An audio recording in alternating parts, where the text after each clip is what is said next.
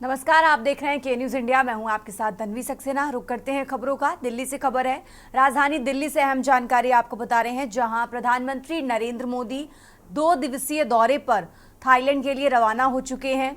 ये बड़ी खबर आपको दिल्ली से बता रहे हैं, जहां BIMSTEC समिट में शामिल होने के लिए रवाना हुए हैं प्रधानमंत्री नरेंद्र मोदी। तो थाईलैंड के लिए रवाना हो चुके हैं प्रधानमंत्री नरेंद्र मोदी।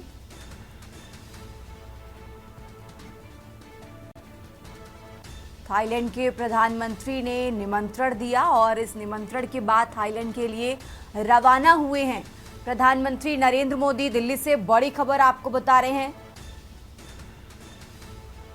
जहां 6वीं बिम्स्टेक समिट में शामिल होने के लिए रवाना हुए हैं प्रधानमंत्री नरेंद्र मोदी। थाईलैंड के प्रधानमंत्री के बुलावे पर इस समिट में शामिल होंगे PM मोदी।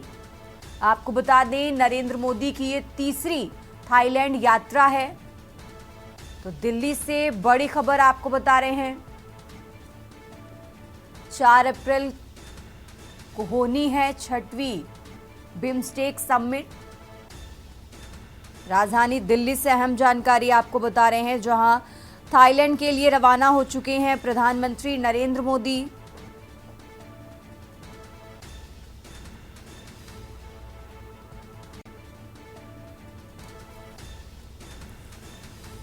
थाईलैंड के प्रधानमंत्री के बुलावे पर इस समिट में शामिल होंगे PM मोदी।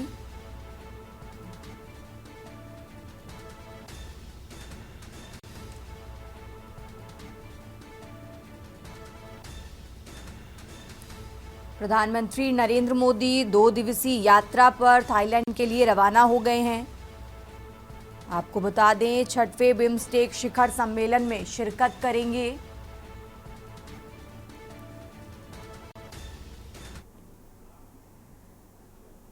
खबरों में आगे बढ़ते हैं। दिल्ली से एक और बड़ी खबर आपको बता रहे हैं, जहां लोकसभा में वक्फ संशोधन बिल पास हो गया है। वक्फ संशोधन बिल के पक्ष में 288 वोट पड़े हैं।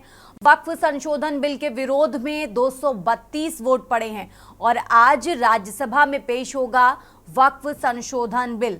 तो दिल्ली से बड़ी खबर आपको बता रहे हैं, जहां बीते दिन लोकसभा में वक्फ संशोधन बिल पास हुआ और इस बिल के पक्ष में 288 वोट पड़े हैं और इसी के साथ आपको बता दें, इसके विरोध में 232 वोट पड़े हैं और आज इस बिल को राज्यसभा में पेश किया जाएगा। तो दिल्ली से बड़ी खबर आपको बता रहे हैं। राजधानी दिल्ली से अहम जानकारी आपको बता रहे हैं,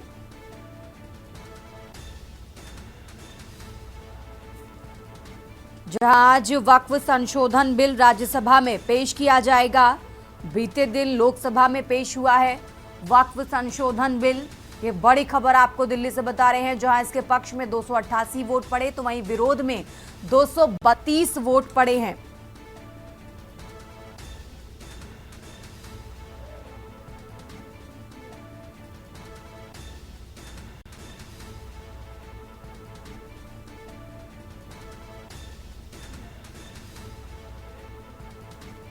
और इसी खबर पर ज्यादा जानकारी के लिए दिल्ली से विशेष संवाददाता अखिलेश जी हमारे साथ जुड़ गए हैं।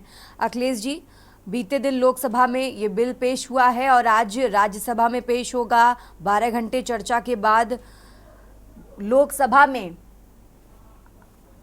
पेश हुआ है और आज बारी है राज्यसभा की। अखिलेश जी,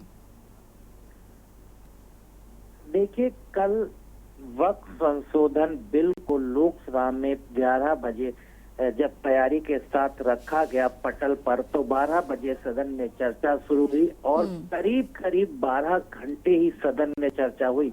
लगातार लोकसभा में सदन की चर्चा होने के बाद देर रात करीब 1 बजे अल्पसंख्यक मामलों के मंत्री किरण रिजिजू के तरफ से वोटिंग की मांग की गई और उसके बाद वोटिंग हुई। सत्ता पक्ष और विपक्ष के तरफ से सभी सांसद इस वोटिंग में शामिल हुए, सिर्फ एक सांसद अनुपस्थित रहा।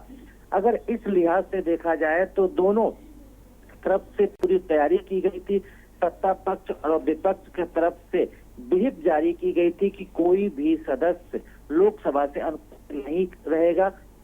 एनडीए की तरफ से देखा जाए तो वक्फ संशोधन बिल के पक्ष में 288 मत पड़े, वहीं लोकसभा में विपक्ष संशोधन बिल के में विपक्ष के सदस्यों की तरफ से 232 मत पड़े और वक्फ संशोधन बिल की वोटिंग के दौरान एक सदस्य अनुपस्थित रहा। इस तरह से कह सकते हैं कि एनडीए सरकार ने वक्फ संशोधन बिल को अपनी मंशा के अनुरूप लोकसभा में पास करा लिया।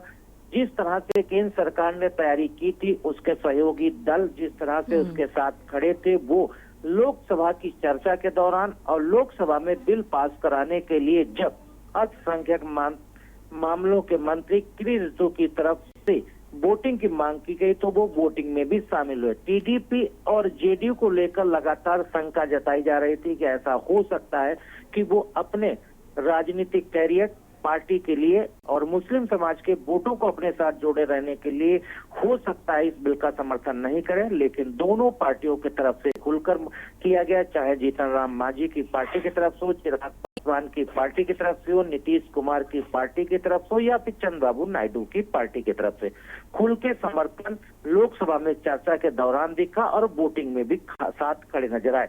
फिलहाल लोकसभा में बिल पेश होने के बाद पास भी हुआ और आज राज्यसभा में बिल पेश किया जाएगा और सरकार पास कराना भी चाहेगी और पास होने की उम्मीद है।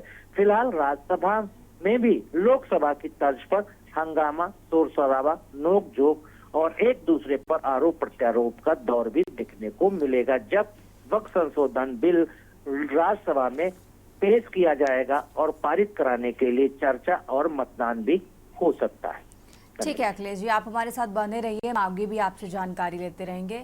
बहुत बहुत शुक्रिया आपका तमाम जानकारी दर्शकों तक पहुंचाने के लिए। और ये दिल्ली से बड़ी खबर आपको बता रहे हैं, राजधानी दिल्ली से अहम जानकारी आपको बता रहे हैं, जहां 12 घंटे चर्चा के बाद लोकसभा में इस बिल पर मुहर लग चुकी है और आज बारी है राज्यसभा की।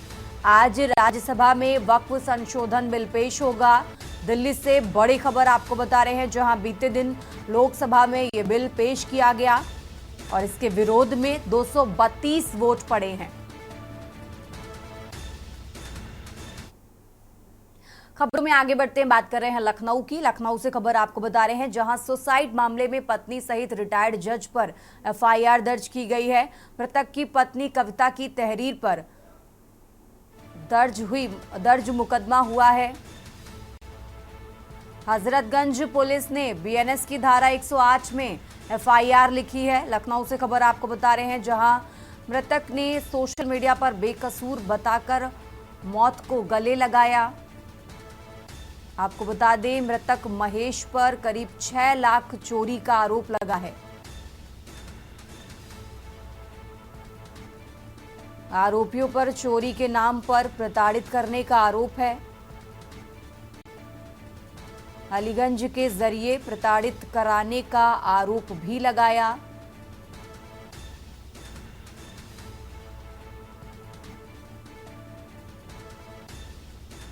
आपको बता दें, लक्ष्मण मेला मैदान क्षेत्र का निवासी है पीड़ित परिवार। तो लखनऊ से खबर आपको बता रहे हैं, मृतक की पत्नी कविता की तहरीर पर मुकदमा दर्ज हुआ है। हजरतगंज पुलिस ने बीएनएस की धारा 108 में एफआईआर लिखी है। तो लखनऊ से खबर आपको बता रहे हैं, सुसाइड मामले में पत्नी सहित रिटायर्ड जज पर एफआईआर दर्ज हुई है। मृतक की पत्नी कविता की तहरीर पर मुकदमा दर्ज हुआ है। हजरतगंज पुलिस ने बीएनएस की धारा 108 में एफआईआर लिखी। लक्ष्मण मेला मैदान क्षेत्र का निवासी है पीड़ित परिवार। लखनऊ से खबर आपको बता रहे हैं।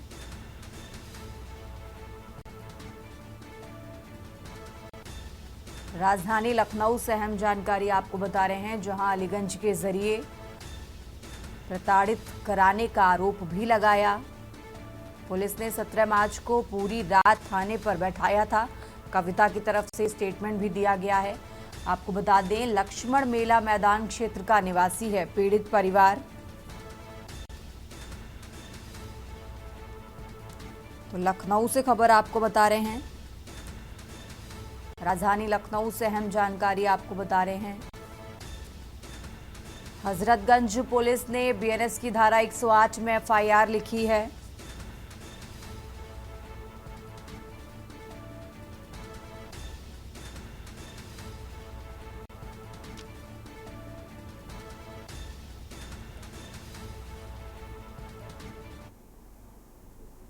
खबरों में आगे बढ़ते बात कर रहे हैं बाराबंकी की। बाराबंकी से खबर आपको बता रहे हैं, जहां मुठभेड़ में शातिर लुटेरा गिरफ्तार हुआ है। अंतर जिला अपराधी है गिरफ्तार आरोपी। आपको बता दें, आरोपी निखिल पर दर्ज हैं फतेहपुर कानपुर में मुकदमे। आरोपी से कार, तमंचा, कारतूस भी बरामद हुआ है। पुलिस ने 8,000 रुपए की बरामदगी की। रामनगर क्षेत्र के बोहनिया पुलिया पर यह मुठभेड़ हुई है। बाराबंकी पुलिस मुठभेड़ में लुटेरा गिरफ्तार हुआ है। आरोपी ने फार्म हाउस में लूटपाट की थी। रामनगर क्षेत्र की बोहनिया पुलिया पर यह मुठभेड़ हुई है। तो बाराबंकी से खबर आपको बता रहे हैं, जहां पुलिस मुठभेड़ में लुटेरा गिरफ्तार हुआ। आरोपी ने फार्म हाउस में लूटपाट की थी।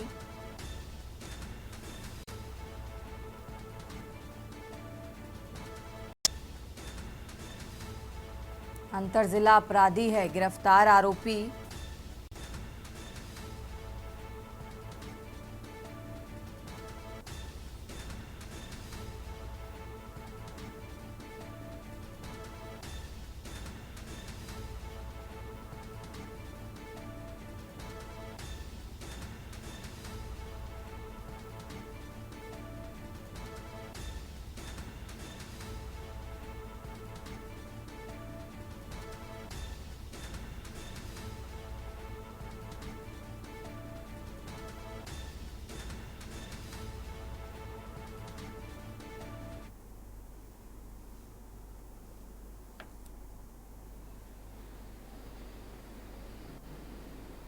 थाना रामनगर अंतर्गत बोहनिया पुलिया के पास स्वाट सर्विलांस और थाना रामनगर की पुलिस के साथ हुई एक मुठभेड़ में बदमाश के द्वारा पुलिस पर जो फायर किया गया था, आत्मरक्षार्थ पुलिस के द्वारा की गई कार्रवाई में बदमाश घायल हुआ।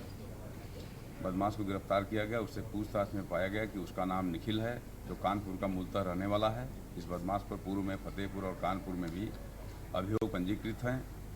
इस बदमाश के पास से वैगन आर कार, तमंचा, खोखा और जिंदा कारतूस और 8,000 रुपये बरामद हुए। पूछताछ से पाया गया कि यह बदमाश 26/27 मार्च की रात में जुडौरा फार्म हाउस पर हुई लूटपाट की घटना में अपने साथियों के साथ सम्मिलित था। साथी के नाम जो इसके द्वारा बताया गया है, उसकी गिरफ्तारी के लिए टीम लगी हुई है। शीघ्र ही उसकी गिरफ्तारी की जाएगी। निश्चित तौर पर यह पुलिस का एक सराहनीय कार्य है और एक महत्वपूर्ण घटना का खुलासा करने में कामयाबी मिली है।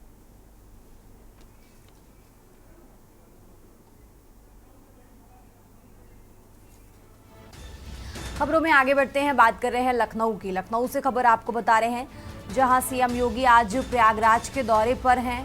राजधानी लखनऊ से अहम जानकारी आपको बता रहे हैं, निषाद राज गुहा के जन्मोत्सव कार्यक्रम में शामिल होंगे। ओडीओपी पर आधारित प्रदर्शनी का शुभारंभ भी करेंगे। करोड़ों की परियोजनाओं का लोकार्पण और शिलान्यास करते नजर आएंगे सीएम योगी।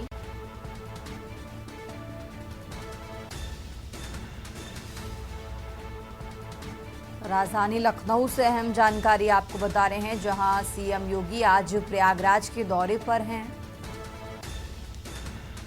निषाद राज गुहा के जन्मोत्सव कार्यक्रम में शामिल होंगे।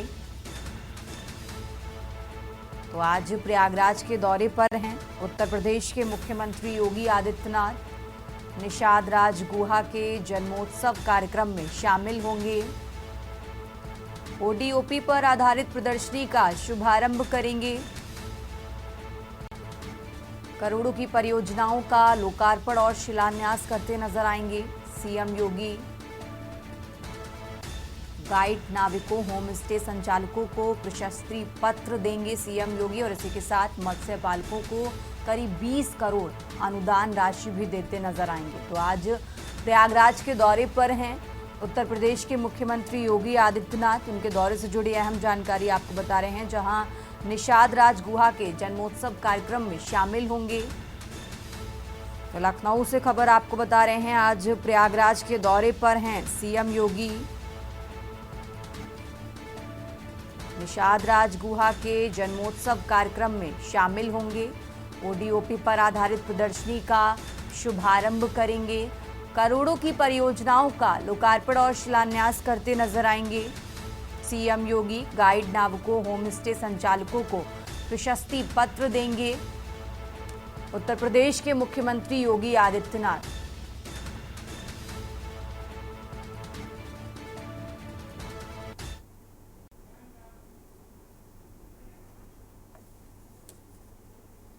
इस बुलेटिन में फिलहाल इतना ही। आप देखते रहिए के न्यूज इंडिया।